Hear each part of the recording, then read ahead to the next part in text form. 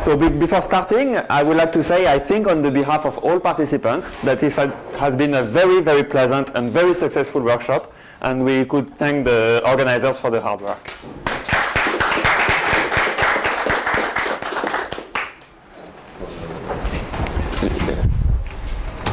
Thank you. Okay, so I'm going to talk about sums of squares today, and I will start by explaining what are the questions that are going to be of interest to me. So I will consider a real polynomial in two variables that is positive semi-definite in the sense that whenever I evaluate it at a point in R2, I get a non-negative number. And just to fix notation, I will denote by D the degree of the polynomial.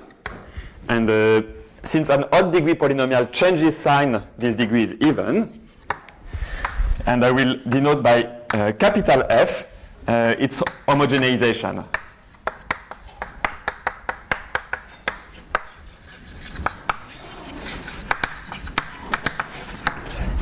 And the question is to explain the fact that the polynomial is non-negative.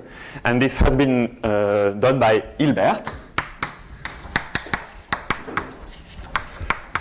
in 1993.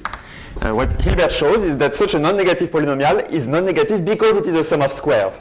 More precisely, f is a sum of 4 squares of rational functions.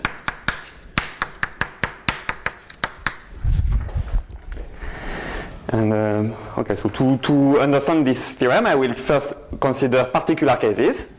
So the case of degree 2 is very easy, because then the homogenization, capital F, is a non-negative quadratic form. And you can diagonalize it.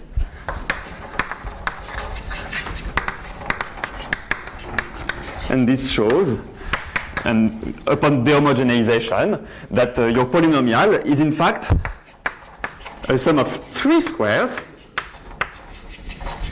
of polynomials.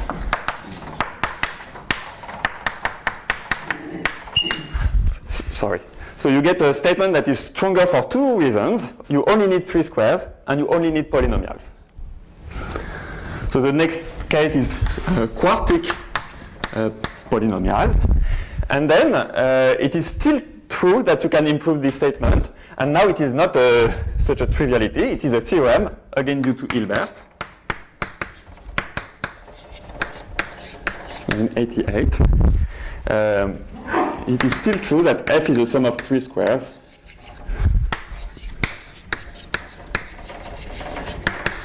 of polynomials. Okay. And from degree 6 on, is there a problem? No, you have to mind the notation of the year. Yes, it's 8. That's great. Yeah, it's. So from degree 6 on, the situation stabilizes, and this becomes the optimal statement. So there exists f that are either not a sum of squares of polynomials,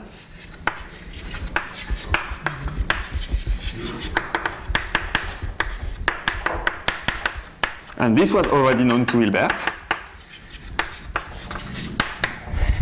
And there also exist non-negative polynomials that are not a sum of 3 squares, even of rational functions. And now this is a very non-trivial result.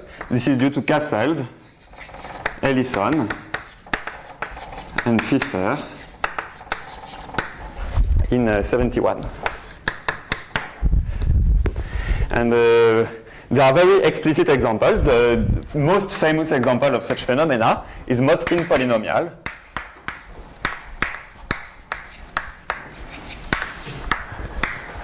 One.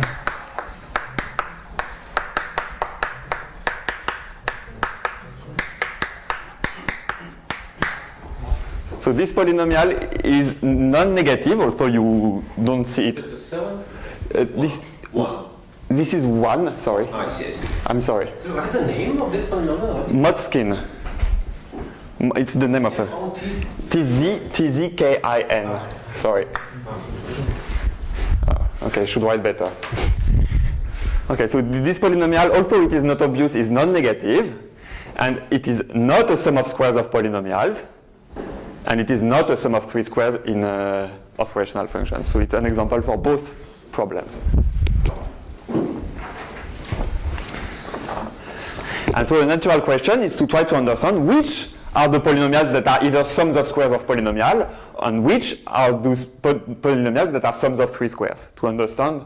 And how do you represent this polynomial as a sum of squares? Or rational functions? So there are. So I do not have one written here. It's quite complicated. I think you need on the denominator you need degree 2 or 4 polynomials. It's not completely obvious. I'm not going to write down something, but if you, I can easily, if you give me access to my computer, provide you one. Is there some modular space for such representations? Such a what? Is there some modular space for such representations? So when you have a representation, you always have a lot because you can let orthogonal group act. And so you can ask whether it is. So now I need to think. Can you first bound the degrees? Suppose that you know that polynomials is not enough, but rational functions are enough. But do you know that the denominator cannot have bounded degree? Yeah. No. So if you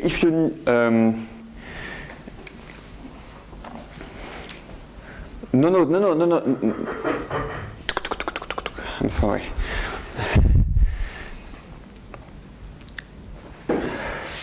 I'm just trying to reformulate the question about the modular spaces, because if the degrees are bounded, then there's no hope for this.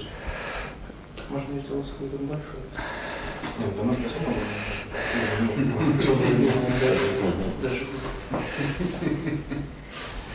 So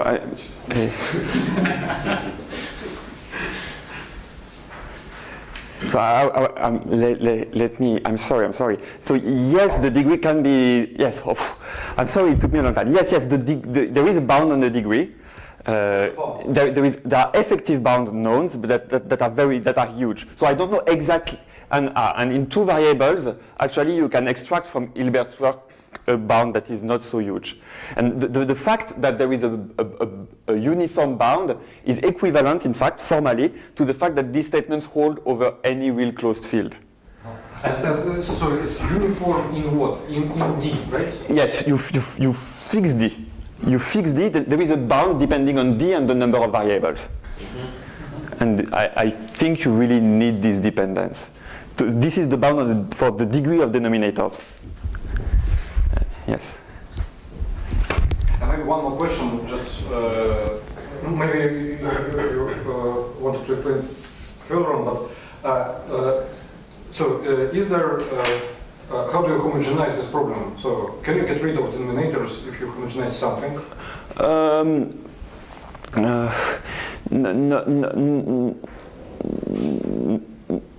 Not really. I mean, you should think, if you are interested in the problem about rational functions, as I will be, you should think of it as a problem in birational geometry, like it's really the function field, and there is not really a way to formally get rid of denominators.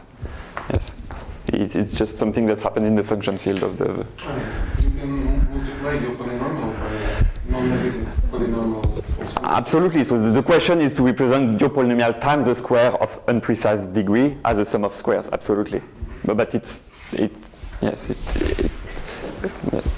does not simplify really it's better to work in the birational with the birational point of view, I think. Okay. So So now I will want to try to draw pictures of those polynomials that are sums of squares and of those that are sums of 3 squares of rational functions.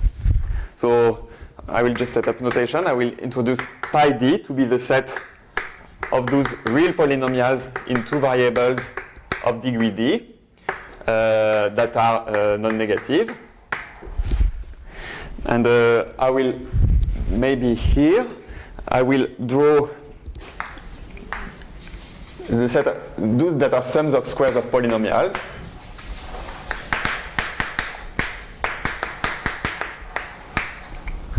So to do this, Of any number? yes, any number.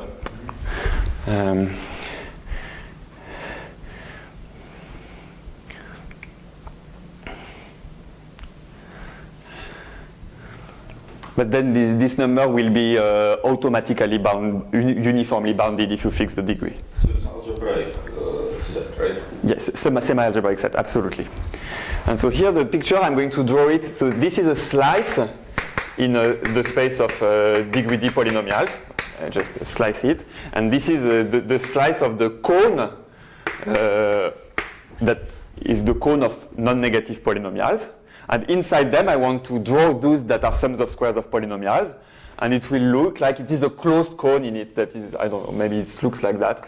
Don't want to be very, so I just want to, so it is a closed cone in pi d. Okay, this is not hard to check. And what I will be, this is not what I will want to look at. I will want to look at those polynomials that are sums of 3 squares of rational functions.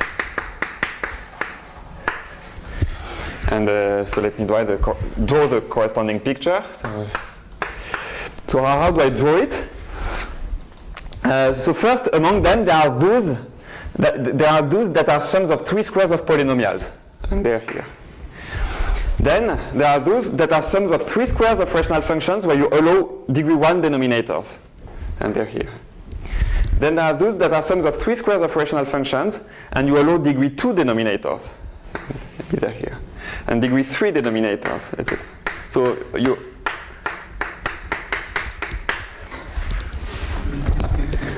Okay, so this is the picture. Now I need to write something precise. But you told us that it's going to stop somewhere, right? No, it's not. 4 squares. 3 squares. 3 squares, yes. So I just, so you said that there's that's from the Hilbert theorem, you can use a uniform bound. Yes, but if you do not precise the number of squares you use. So, Precise the number of squares, yeah, I get it. yeah. And here I'm looking at a different question, which is I want to write my polynomial as the sum of very few squares. 4 squares work. When does 3 squares work? This is the question that I'm looking at now, and that I will look during the whole talk. And here the degree of the denominator is not bounded. Absolutely, and this is the picture that I have drawn, and this is basically what I will part of what I will show. And why do you say that 4 squares work? Because it's Hilbert's theorem. Yeah, okay. Over there, yeah.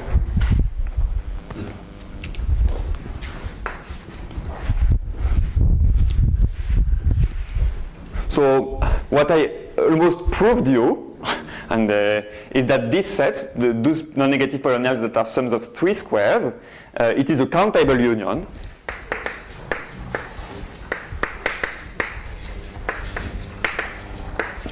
of, so you need to check, but this is easy, of closed semi-algebraic subsets. And yes, semi-algebraic means defined by equalities and inequalities of polynomials with real coefficients. And countable here really may be interpreted as indexed by the degree of the denominators, maybe. And so this is a statement, and now we may want to understand whether there are many or few such polynomials that are sums of 3 squares. And the first result in this direction, in the direction that there are few of them, it is due to Colliot-Helen.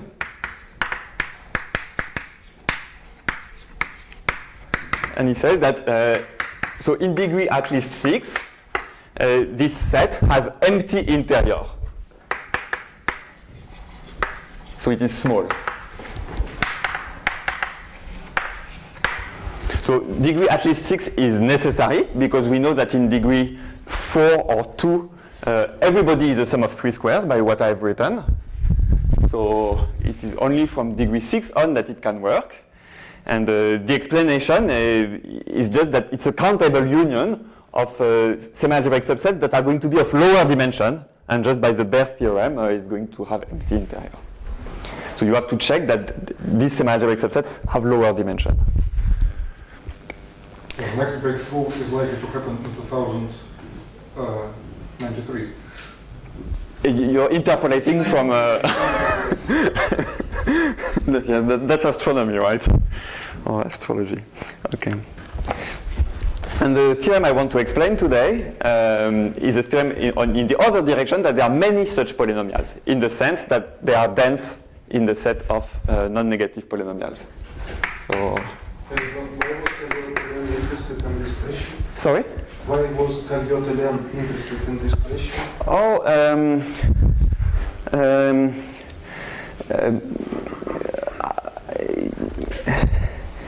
This question is uninteresting or? No, it's very interesting. No. But Candiot-Hélène has had a real period.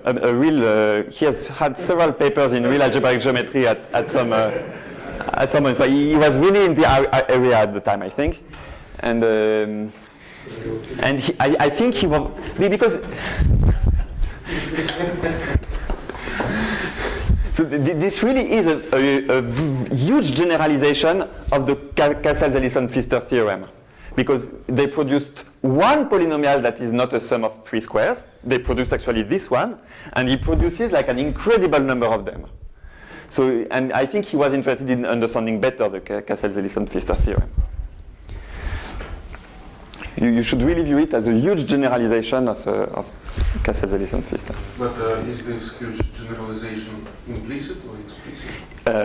Implicit. Their method gives rise to explicit polynomials, and his method, unless you work a lot more, his method is entirely abstract. I mean, it doesn't give concrete polynomials unless you work more. Okay. And so what I want to prove today, or to discuss, is a statement in the other direction that this set is dense in the set of non-negative polynomials for the Euclidean topology.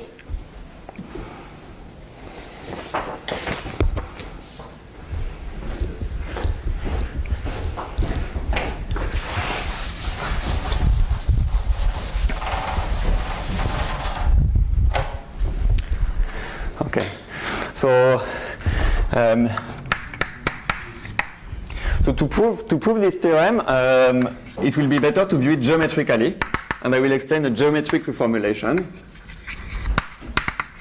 of this theorem, and that is actually the point of view that Candiot-Hélène had taken to prove his theorem. So it's Candiot-Hélène's point of view.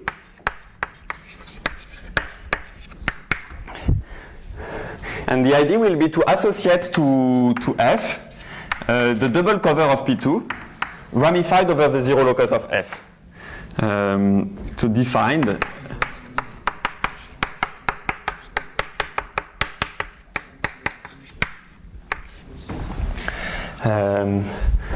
so it is a real algebraic surface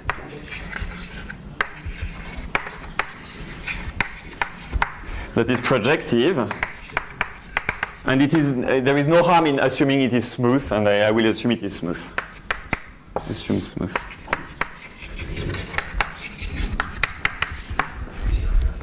So just a double cover of P2. And the point is that the property... It has no real point. Absolutely, absolutely, and this is very important, and yes, this is how the positivity of the polynomial translates, absolutely. Geometrically, it is the fact that it has no real points, absolutely. Okay, and the point is that, yes, if you were not convinced before that real varieties with no real points are interesting, here it's how the positivity of the polynomial translates geometrically. No, it's since Monday.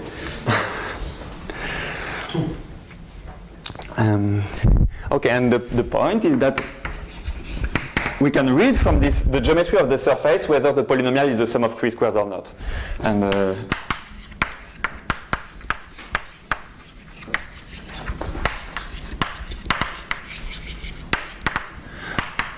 we're interested in deciding whether f is a sum of 3 squares of rational functions. And it's equivalent to -1 being a sum of 2 squares in the function field of the surface. And it is again equivalent to the natural map, so from the Picard group of the real surface S to the Picard group of the complex surface, but only the part that is Galois invariant.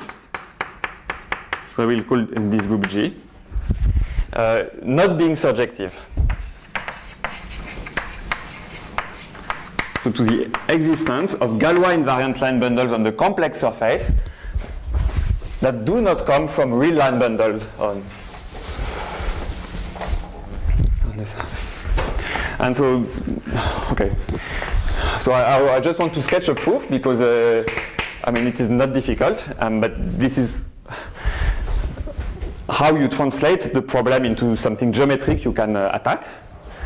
And so the equivalence between 2 and 1 is completely elementary. I will sketch, I will explain 2 implies 1 because this is what I will use. So assume -1 is the sum of 2 squares. And so in this function field,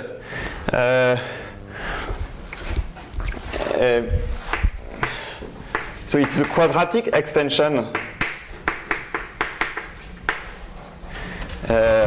of R power n. So the function field is a quadratic extension of R power n, this x1, x2, where you extract a square root of -f. And so I write alpha and beta in this way. And now I plug it in and I develop. And what do I get? I get 1 plus a square plus c square is equal to f b square plus d square. So, and I also get ab plus cd is equal to 0. And now if I cleverly manipulate the equations, I have f b square plus d square square. So I multiply by b square plus d square. Here I get b square plus d square. And using the second equation, I think multiply by b square plus d square, so bc minus ad square. And so you see, now if I divide by d square, I've represented f as a sum of 3 squares. So that there is nothing more than elementary manipulations. So what is more interesting is the equivalence between 2 and 3.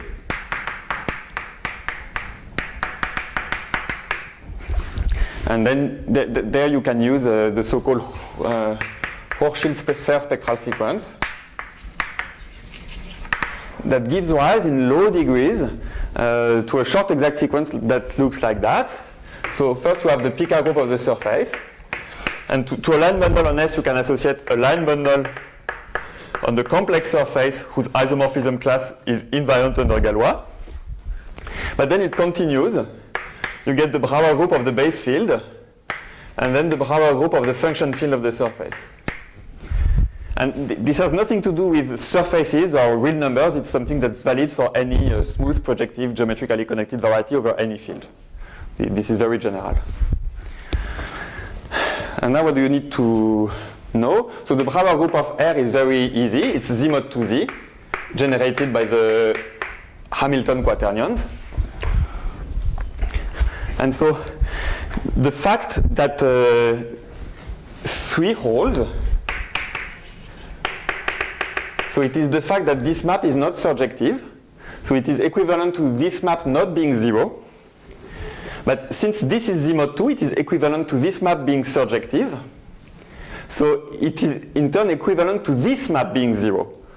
So it is equivalent to the fact that the quaternion, the Hamilton quaternions split in the function field of the surface.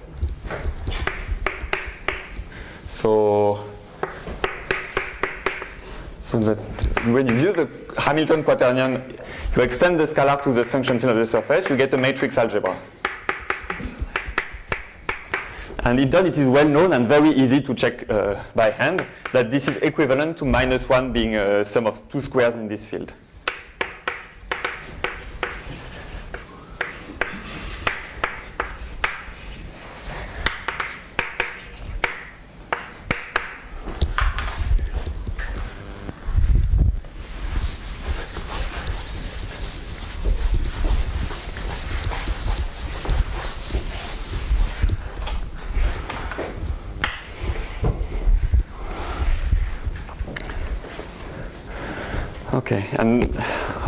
So we recall that our goal was to produce many polynomials that are sums of three squares, many in the sense a dense quantity in the parameter space.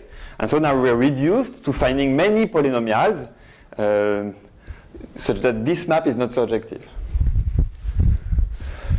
And I will just make a remark. So if three holes, so in this case,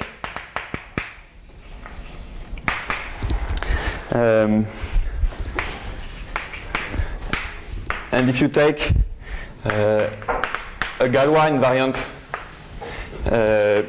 line bundle that does not come from the Picard group of the real surface,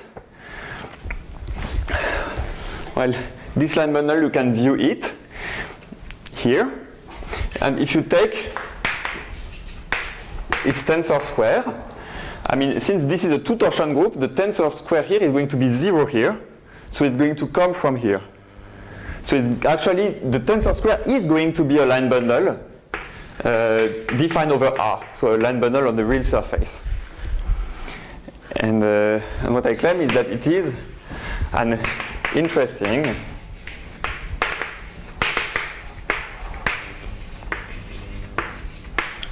line bundle on S. And so the surfaces that satisfy 3, they carry interesting line bundles defined over R. And so I will be more precise later, but just from now on, our goal will more or less be to produce many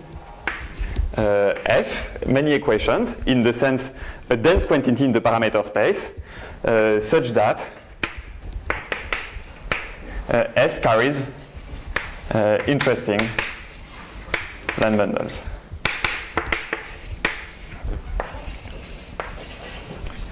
Okay.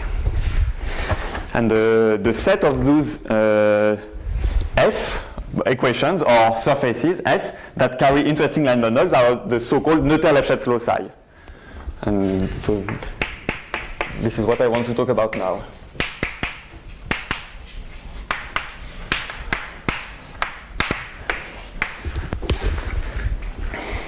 So in this equation 1 and 2, you cannot generalize it to sum of more squares, yes? It what? You cannot generalize it to say that f is the sum of 4 squares if only -1 is the sum of 3 squares. It's not no. So so not for every, you cannot replace 3 by anything, by anything you want, but there are games with power of 2 using, so work of Pfister will allow you to generalize it.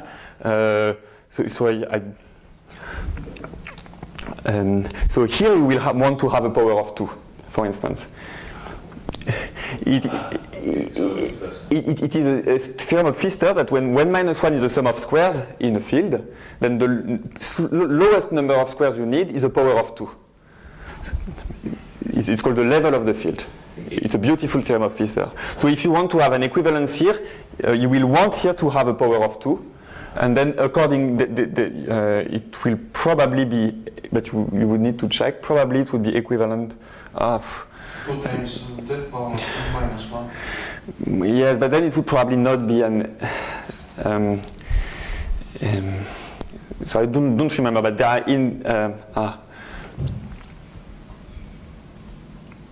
Okay, so there would only be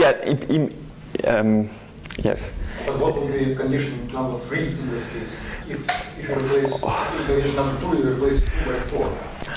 What would be condition number 3? so if you over a surface, there will be nothing because it's always a sum of 4 squares. But if you make the number of variables bigger, then it becomes very interesting to translate this geometrically, and it's much harder and much less explicit than that. It has to do with the coniveau of some cohomology classes. It doesn't have this nice translation, and it makes the problem in more variables very much harder. But the equivalence between 1 and 2 in more variables and what is true is entirely known and entirely due to Pfister.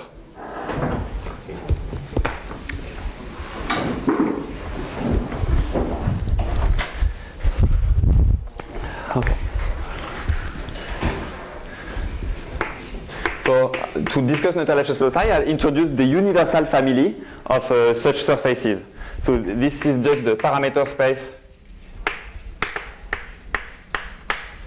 for the equations f such that the associated surface is smooth. So the complement of the discriminant, if you want. And this is the universal family. Smooth and has no real points. Yes, smooth at absolutely. The associated complex surface, if you want, is smooth. Yeah. Smooth, if it is, I will be only, all those, and I will be only interested at those that have no real points. But here I look at the whole linear system with discriminant removed.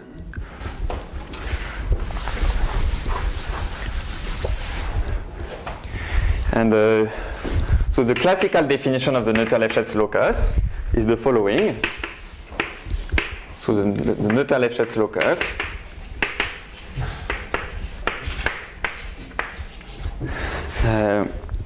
I will denote by NL. It's a subset of the complex points of B, and it is the set of those points such that the Picard group of the associated surface, this always contains the subgroup generated by O of 1, coming from the Picard group of P2, and I asked that it contains more line bundles. So it is the set of parameters such that the associated surface carries interesting line bundles, those not coming from P2. And I will use a real analog of the Noether-Lefschetz locus. Let me call it the real Noether-Lefschetz locus. So I will denote it by NLR. Now it is a subset of the real points of the base, that is equations with real coefficients. So it is the set of these real points. I mean, it's the same definition, so just the Picard group, but now this is now this is the real surface, and I really look at the Picard group of the real surface. It is a little bit ambiguous, but here I mean the complex surface, here I mean the real surface.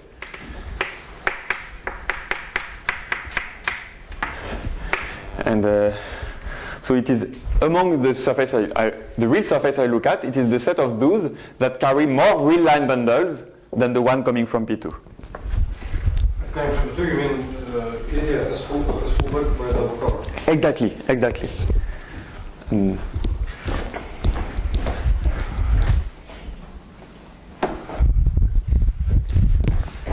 And if you remember, our goal is to produce many equations such that the associated surface carries interesting line bundles, and by interesting I mean more or less in this sense, not coming from P2, say. Why the square of L is in that sense? Why here the square of L is... L squared doesn't come from P2. Yes, You will explain later.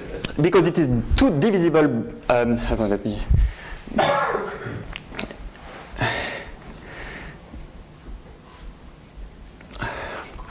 L cannot come from P2 because yes, and so L tensor 2 cannot come from P2 because the map from the Picard group from H2 of P2 to H2 of S has the co-kernel has no torsion. So it is just a topological verification that.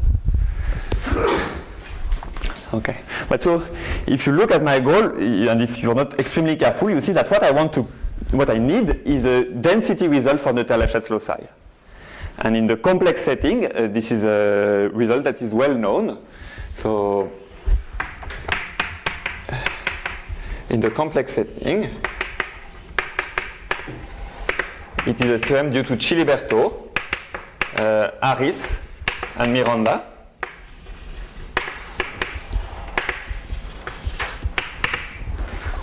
And that says that the Noether-Lefschetz locus is dense in the complex points of the base. So the Noether-Lefschetz locus is dense. And we need a real variant of this density statement.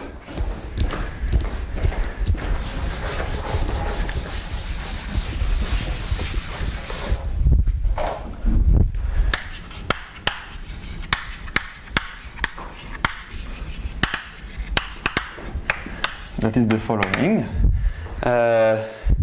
Well, the real Noether-Lefschetz locus, I restrict it to the set of non-negative polynomials. It is dense in the set of non-negative polynomials. And does it have chance to be dense in the whole set of? Very good question, and the answer is no. What happens is that the B of R, it has several connected components that more or less correspond to the topological type of the real surface. Mm-hmm. And one of these components is going to correspond to surfaces with no real points. Mm-hmm. And what I expect that will hold is that the real Noether-Lefschetz locus will be dense in many of the components and will not meet other components. Mm-hmm. And there are indeed components that do not meet the real Noether-Lefschetz locus. They do exist. Mm-hmm. And so you cannot prove density in the whole of B of R. And what I prove here is that the component that interests me, that corresponds to non-negative polynomials, well, the real Noether-Lefschetz locus is dense in it.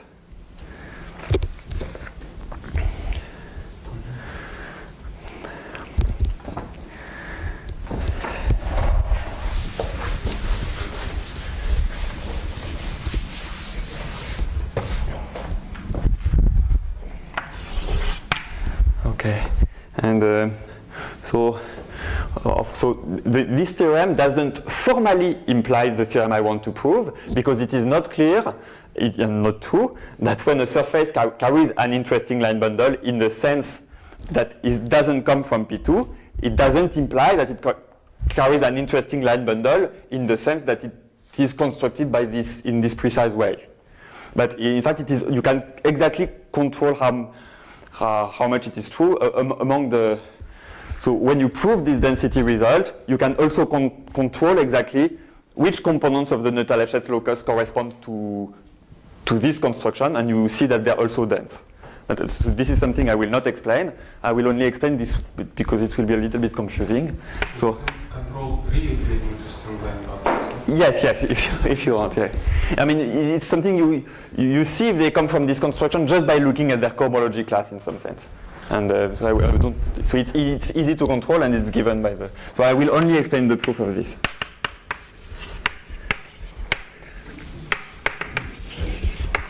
Explain this, and not this statement, but its proof implies the main result.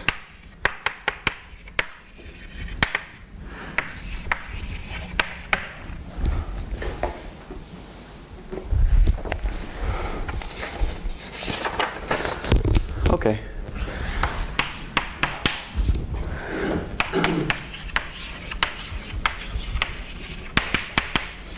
So now I explain how to prove this kind of density statement, and in parallel I will explain the classical complex situation and the real situation.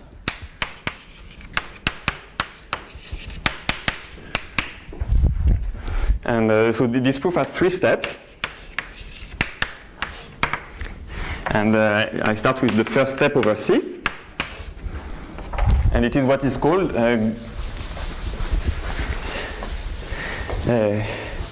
Green's infinitesimal criterion.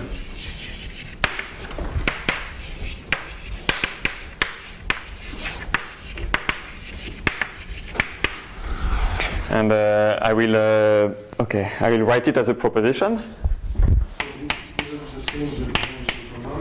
Absolutely, exactly the same. But now I will state it. At least the form I need. So I take one complex point in my base, and I make the following hypothesis that I call star. And the hypothesis is the existence of a class lambda in H11 of the complex surface, such that the following composition, so I go from the tangent space of the base by the Kodaira-Spencer map to the infinitesimal deformation of my surface. And then I take cup product by lambda, and this is H1 of omega 1, and I use duality on omega 1 and the tangent bundle to land in H2 of SBO.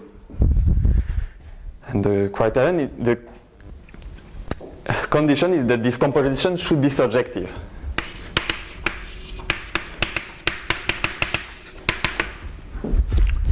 Okay, and then the conclusion is that my point B belongs to the closure of the Noether-Lefschetz locus. So the Noether-Lefschetz locus is dense around B.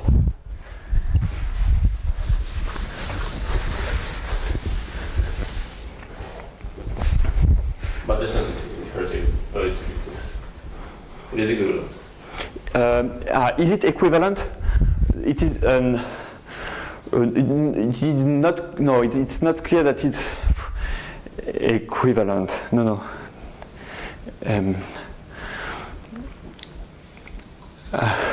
I mean, this says that the Hodge structures varies a lot.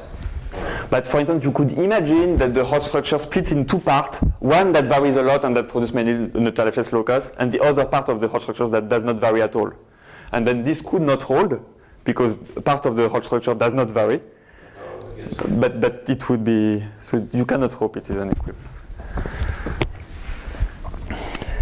And so the idea of the proof is that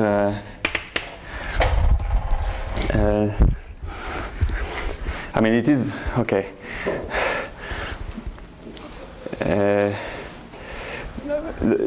What Star says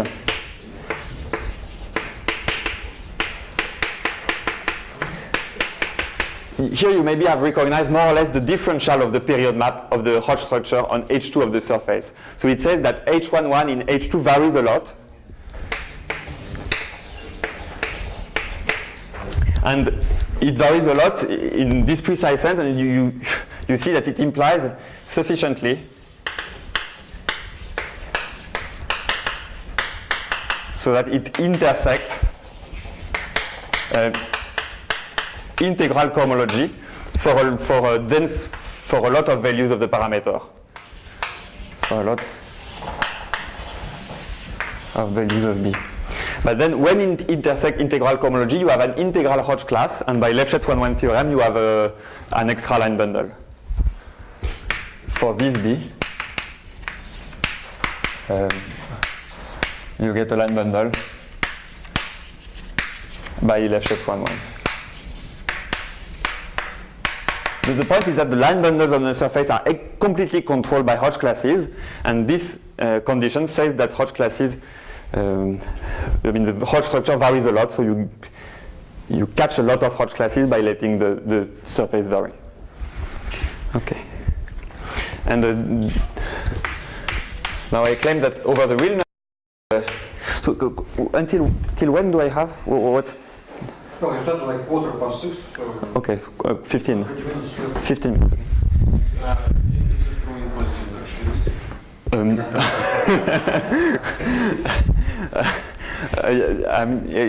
I mean, yeah, if I take your question seriously, then it's of course a very good question. Because what you would want, if you had this kind of problem in positive characteristics, you would want to use the Tate conjecture or something, I guess, that is open. So this kind of technique is of course not available at all in positive characteristics. But fortunately, there are no real numbers in positive characteristics. Okay.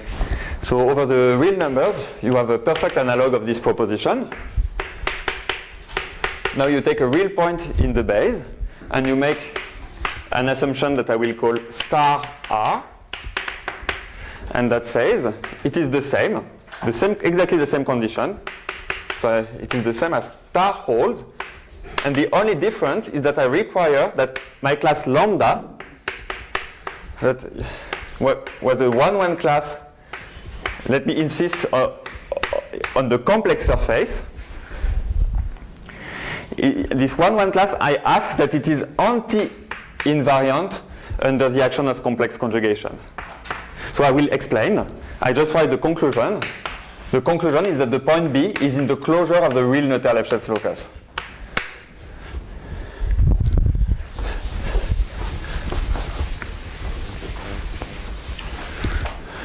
So here I explain. Sigma is the complex conjugation. So it acts on the complex points of my surface continuously. So by functoriality, it acts on its Betti cohomology groups, and it acts C-linearly because it's just functoriality of the action. Now, there is the Hodge decomposition on this Betti cohomology group. So H02 plus H11 plus H20. And since the complex conjugation acts anti-holomorphically, it exchanges holomorphic and anti-holomorphic differential forms. So it's going to exchange H02 and H20, and it's going to exchange H11 and itself. So it acts C-linearly on H11, and since it's an involution, it has some +1 eigenvalues and some -1 eigenvalues, and I ask that lambda belongs to the eigenspace for the -1 eigenvalue.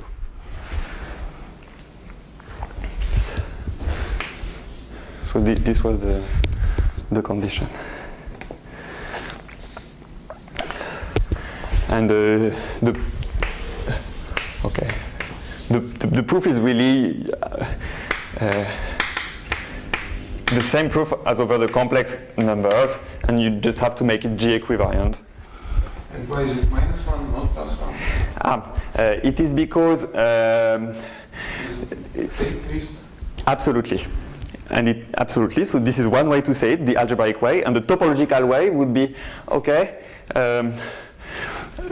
sigma, it preserves the orientation of my complex surfaces because it reverses the orientation, one for the first coordinate, one for the second, but it will reverse the orientation of the curves in the surface. And since H2 is spanned by curves, so if I take a real curve, a curve defined over R, so I look at its complex points, it's fixed by complex conjugation, and the complex conjugation changes the orientation. So it means that its Betti cohomology class is going to land in this subspace for with eigenvalue -1 for the complex conjugation. So this subspace, all Betti cohomology classes of curves defined over R, they land in there. And this is, since we're interested in line bundles defined over R, this is why this is what is of interest to us. But you're right, another way to say it is that this is the tape twist.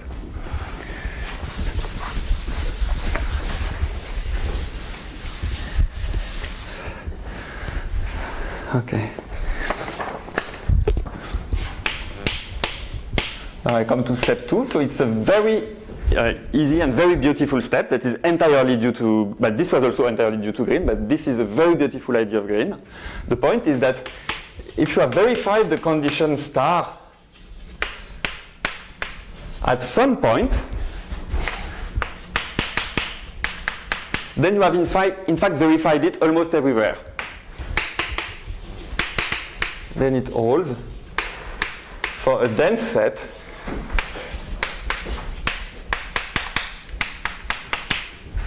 of points of the base. And why is that so? Well, indeed, the locus of points of the base where star fails is a complex analytic set.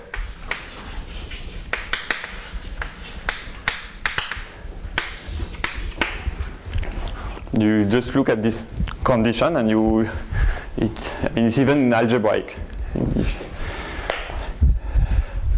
If you look at the so if this complex analytic set is not the whole of B of C, it has to have empty interior. It has lower dimension and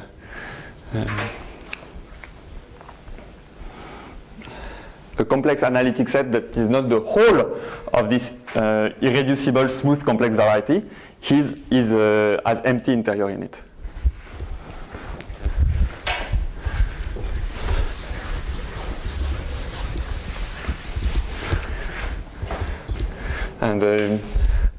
And then you can devise a real analog of this second step.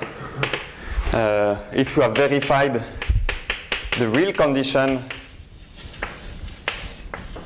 on one point, on one real point of the parameter space, then you have verified it for a dense set of real points of the parameter space that belong to the same connected component as B0.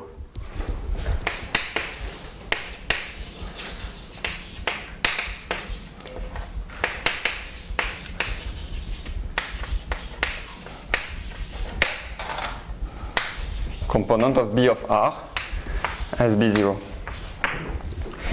And the proof is the same. You just replace complex analytic by real analytic.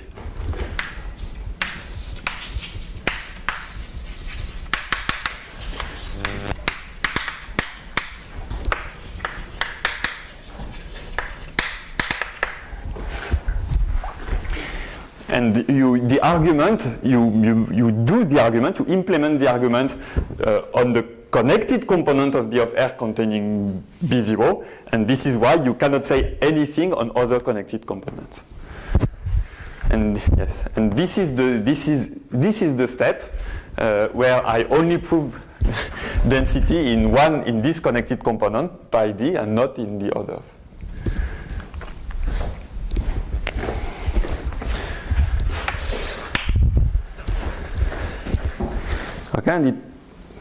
Okay, and there is the last step. If you combine step 1 and step 2, what remains to be done? Very few. It remains to need to show that condition star holds for one point in the complex points of the base. And because then by step 2 it will hold for a dense set of such points, and we will have by step 1 density so now we have much less to prove. We can choose one point in our parameter space as we wish. We can choose one lambda in H11 as we wish, and we just have to check the surjectivity of one linear map between C vector spaces. And it turns out that this verification, the verification of Green's criterion is actually quite hard to do, and there is a lot of work devoted to it.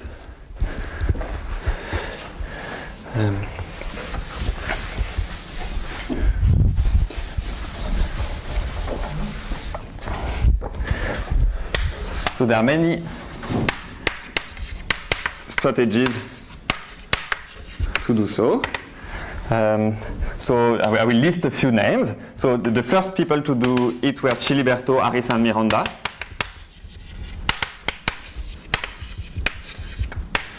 And they used the degeneration techniques. So in the work that I have already quoted. Then there is a work by Kim using Jacobian rings,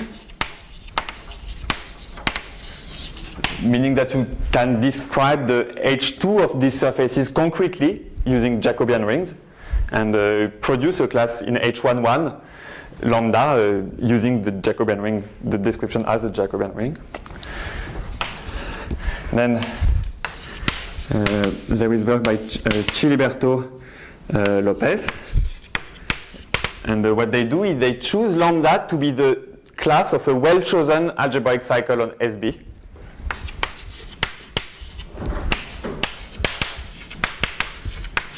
And it is not very easy to do, and their choice is that of a well-chosen determinantal curve on SB, to be the class of a determinantal curve.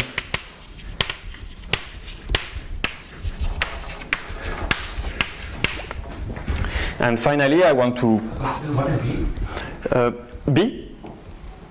So it is this. So in step 3, it remains to show that to verify the condition star at some point. You mean how do they choose B? Yes. They choose B so that the surface contains an interesting determinantal curve.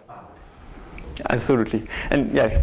And, yes. So at the beginning you mentioned this example, this polynomial with name starting by Motzkin. Yes, it was. It contains. It was not. It was not representable as the sum of 3 squares. It was not. Yes. So it was containing an interesting line bundle with corresponding surface. So actually, the. So the idea would be to test this. So it is.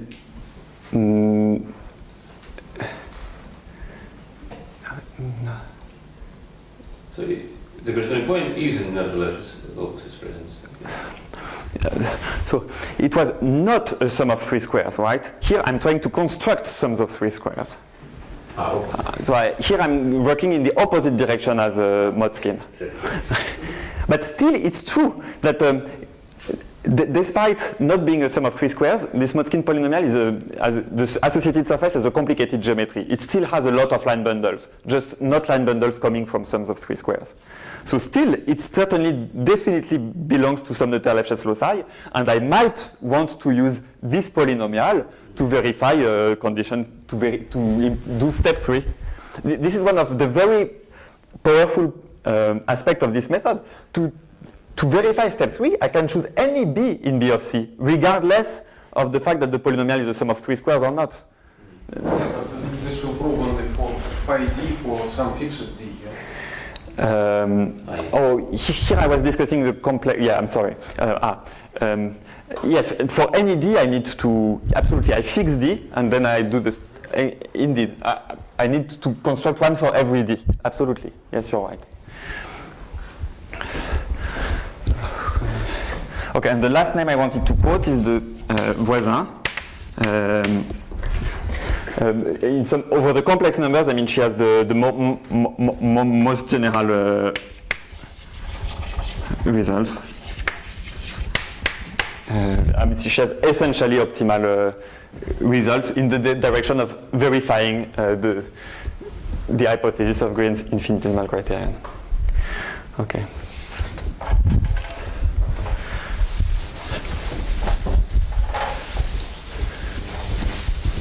Okay, and over the real numbers, so there is something I have not said yet.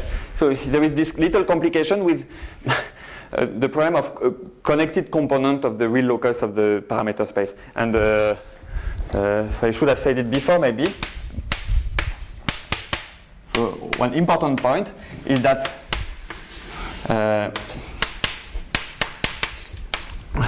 this set, the non-negative polynomials outside of the discriminant, they form a connected set.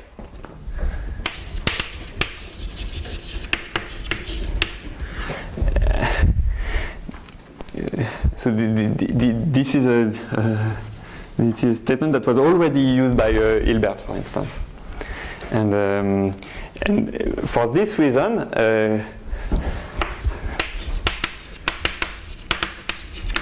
it only remains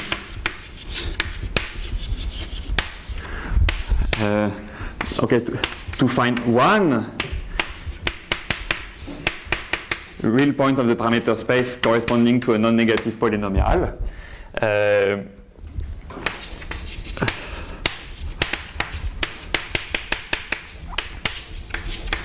Where you can verify the real Green infinitesimal criterion. For the same reason, because if you find one, then by step 2, there will be a dense quantity of such in pi d. And by step 1, the real Noether-Lefschetz locus is going to be dense.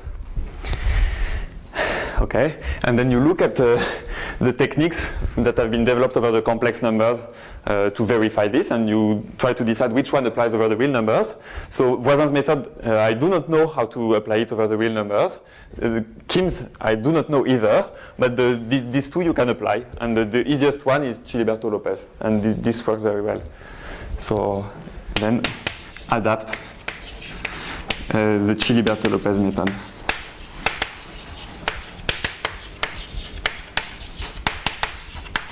That is, you choose B so that the associated surface contains an appropriate determinantal curve, and you choose lambda to be the cohomology class of this determinantal curve. Okay, and this concludes the proof.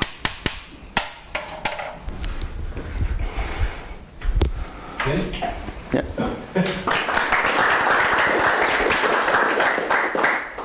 So, any questions? So this determinantal curve probably comes with some determinantal vector bundle. Is it useful? So the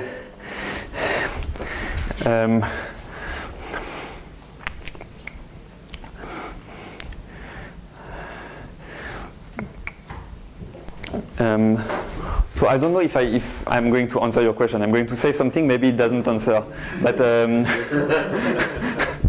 so the way in this situation of double covers, the way you can implement this method, you have P2, and you are going to work in the threefold P2 times P1. And there you will have a matrix of sections of bundles on this threefold, and you will arrange that the zero locus of 1 minor is going to be a surface that is going to be the double cover of P2 you look for.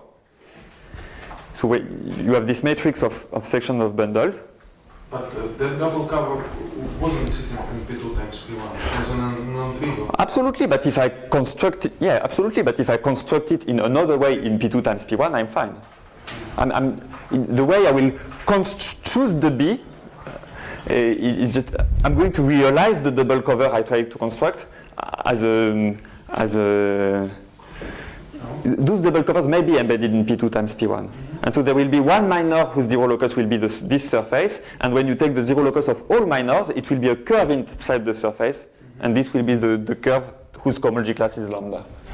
And so they are not really interesting line bundles, they're all vector, they are not any interesting vector bundles, they're all line bundles on P2 times P1 with some tricks. Yeah. Other questions? So let's thank Oliver again. So on behalf of the organizers, I want to thank everybody who came here and gave. And so the formal part of the conference is over, but as you could notice from the schedule, we have like discussions scheduled for this time, and we have things to discuss.